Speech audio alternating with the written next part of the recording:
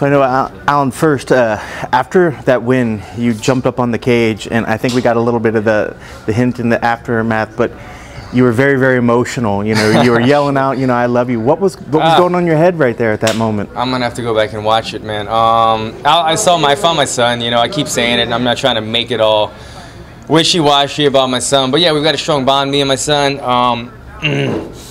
His name's Cage. He better be tough. And but he motivates me, you know. Our son, man, I'm making this such a sad speech, but our dog died a month ago, and it was tough, man. It was a bulldog, and it was like, it was a family member. So this entire camp, Cage was like, win this for Buster, win this for Buster, and like as silly as it might sound, every camp, every fight, every day, I find something to cling on to motivate me, and that I was able to use the entire camp. And so I said, you know what, I'm bringing you to the fight, Cage. We're going to, it's near Disney World. I'm bringing you to the fight. Today is my wife's anniversary. It's like, this is the first time. I said, it's perfect timing to just bring my entire family and just go for broke. And I saw him in the crowd, man, and I felt like I could have fought a freaking alligator right there and won. And so afterward, I just wanted to lock eyes with him and share that moment with him. So this is one of the first times is this one of the first times he's actually seen you fight live? First fight he's ever been to that I've seen me, yeah.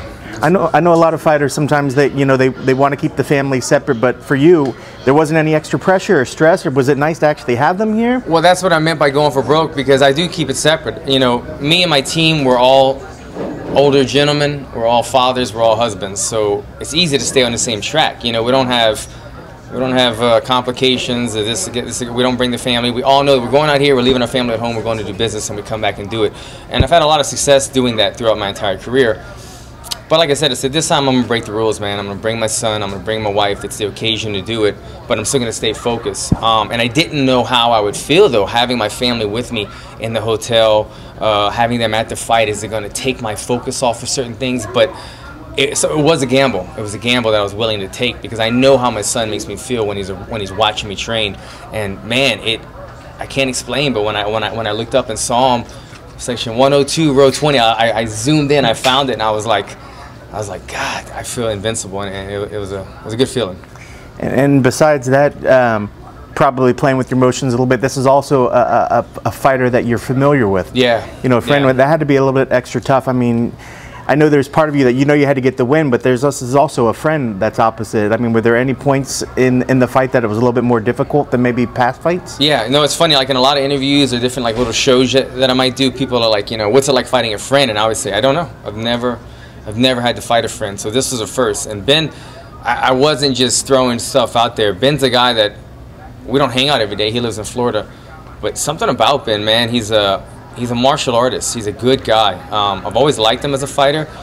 First time I met him, we sparred. After that, we became 10th Planet Jiu-Jitsu brothers. We trained with under Eddie Bravo. And he's just always conducted himself with like respect and like kind of like that code of honor kind of thing. And I dug it about him. He wasn't out there talking shit on people. And, you know, if you do, that's your thing. But there was something about him that I really liked. And so when I had to fight him, I was like, man, like I really like Ben. You know, I really don't want to have to do that. But I had so much at stake. I knew that, man, I was on a 2-fight. I had my back against the wall, 2-fight deficit. Who knows what would have happened? Yeah, the UFC likes me, but shit, they get rid of people all the time, man. And I could not see myself leaving the UFC. It's like this was my destiny. And the mantra, the code for today was be great. Have your greatest fight ever. Be great. And I think we did that today. So you did kind of feel that this was a do or die moment for you with the 2 losses? I mean, I don't know if it was do or die as much. It was just I wanted that feeling again. I remember not even ever being on the prelims. I got in the UFC. I was the main card. My second fight in the UFC, I was a co-main event. And then you lose, man. You start dropping down the ladder. You start calling Sean Shelby, and he's not calling back quite as quick anymore. And it's business, you know what I'm saying? I'm not mad at him. I lost 2 fights. He's got bigger and better things to do. So I wanted that feeling of being in the limelight, and I wanted to look him in the eye, and I'm still gonna go look him in the eye after this fight, and have him remember that knockout, because that's what I bring to every fight, man. I lose some, but like I've got 3 fight of the night bonuses. My other ones were 3 knockouts, I think, or something like that. And this one, it could be a knockout or a fight of the night bonus. Who knows what happens? But sometimes I win, sometimes I lose, but I always bring it. I want him to know that he can trust me. He puts me on Big Fox. My second time delivering on Big Fox. He puts me on pay-per-view. I'm going to deliver, win or lose. There was a moment in the fight where you both just seemed to plant yourselves and decided whose elbow is going to take the other down. I mean, do you enjoy those moments? And did you think that Ben would be willing to stand and just trade elbows? And I don't know if I've ever seen you use your elbows as much as you did tonight. Was that something particularly just for him, or just that you've been working on? Yeah, I'm not trying to toot my own horn, but I do like the elbows, and I think I do lead the UFC, and me and Travis Brown have the most standing elbow knockouts. So it's something that I like and we think about. With that said, you're right. Me and my coach, Julio, we thought he's a southpaw, right? So I was like, now I finally could use my lead elbow. Now I could play with these weapons and use those elbows even more effectively, because southpaw orthodox, it's the elbow, the power elbow's further away. Now that we were going to be in sync, southpaw, I had so many weapons. So we always were kind of polishing the elbows at the end of every striking session. He comes out and he's orthodox the entire fight and threw me for a loop. But whenever we got in close, we knew that he wanted that clinch. And as long as I could kind of play this game and keep my head away from his knees, then I would be out of range, and that's what opened up the elbows. So we were in that kind of half clinch where we were still touching but not in fear of the knee. And so that's what opened up the clinch. But also, first round, I cracked him pretty good. My hand, I don't think it's broken, but I felt the pain, you know, and I was just, in my head, there was a percentage of me that was thinking, if the hand's broken, I might need to just elbow the crap out of him, and that's what I started doing.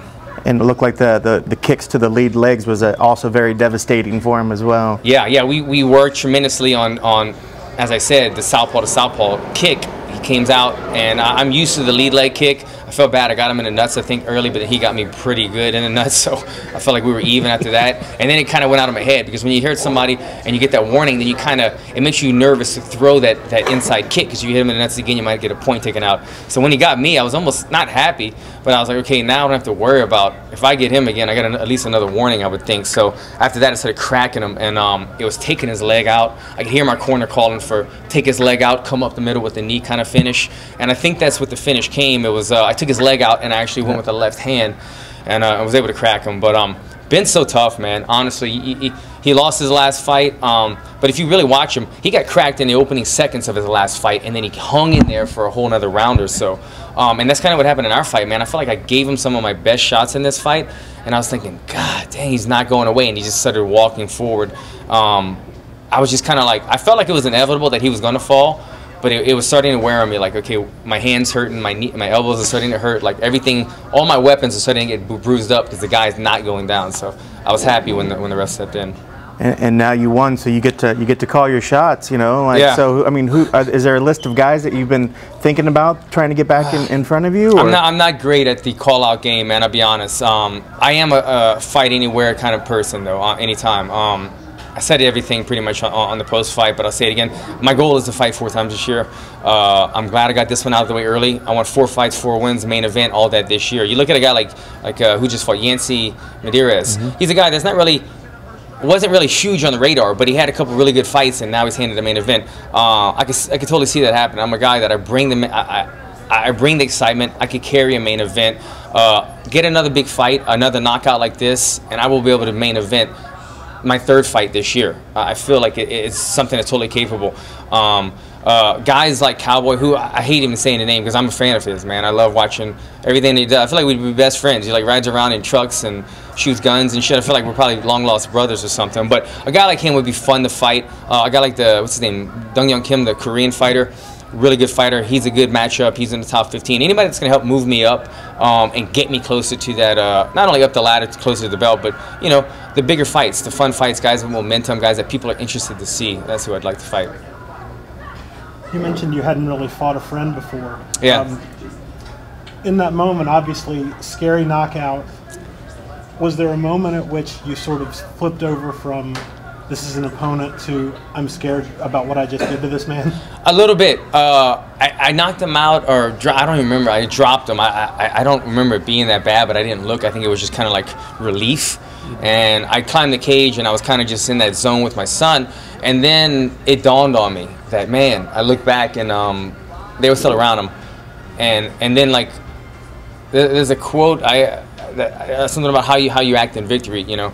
And I've always been a pretty modest person, and I didn't want to you know, embrace the victory too much with a friend of mine that was hurt. So I went down, and I remember I was kind of crawling, and the commissioner, the doctor, said, "Are you hurt? Why are you crawling?" And I go, "No, man, I'm just trying to show respect to the guy right there." So I didn't want to stand above him. So yeah, I wanted to just check on him, make sure he was cool. He got up, and we had some really good words, you know. And Ben's been doing it a long time, man. He's been in a lot of wars. He's been through a lot, so he knows how to recover from a tough fight and everything. But as much as it was a pain to see a friend of mine go down, it was an honor to go to war with him. It was a fight that I'll always remember for sure.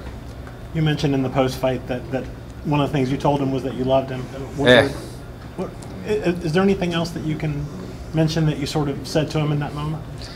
There's probably a lot of "I love yous," man. I love yous, and just a lot of respect, though, man. Like, I don't even know if you realize it, but like, so Eddie Bravo has been my coach for 10 years. Eddie Bravo corners Ben in every one of his UFC fights. Eddie Bravo was playing phone tag with us. Like, I'm not letting this happen. I'm calling Sean Shelby. I said, "Bro, if you can get it to not happen, I'm fine with it. But I can't turn it down. They've already said we want this, and I got my back against the wall."